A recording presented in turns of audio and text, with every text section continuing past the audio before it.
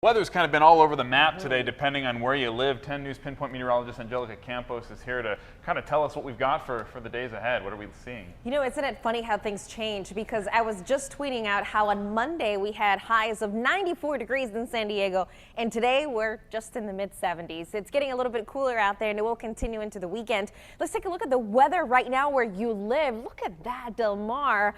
Certainly winning out of the 4 cameras I'm showing you, looking stunning out there. You can actually see the sun. Everybody else pretty foggy, especially in Poway where visibility can drop, and it will be a concern through the evening commute. Over towards Mount Laguna, a few clouds, and Borrego Springs just looking lovely with some colorful clouds out there. Visibility wise, we've seen the numbers change, and this is something that is always subject to change as you travel, so please be very careful as you make your evening commute. At times that may be dropping to just under a mile. Taking a look at the severe weather threat, we still have the potential for some thunderstorms to develop. Most of them will be right over the mountains, and that's also where we have a flash flood watch in effect. It will expire at 8 o'clock this evening. Most of the storms, the heaviest of them now tracking away, but there's still that flow coming out of the south, and it's going to keep things pretty humid.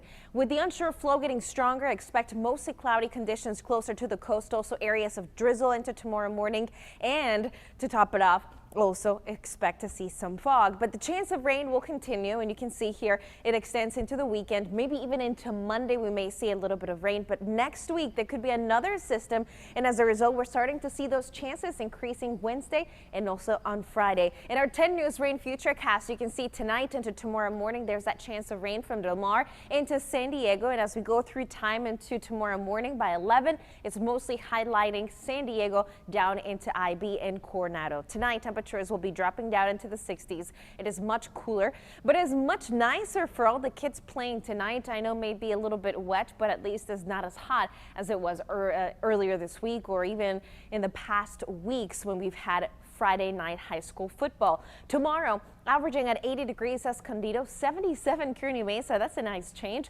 77 also in Alpine, and 78 degrees in San Diego. Now we're talking about a cool down, but the Chargers are going to be dealing with even colder temperatures.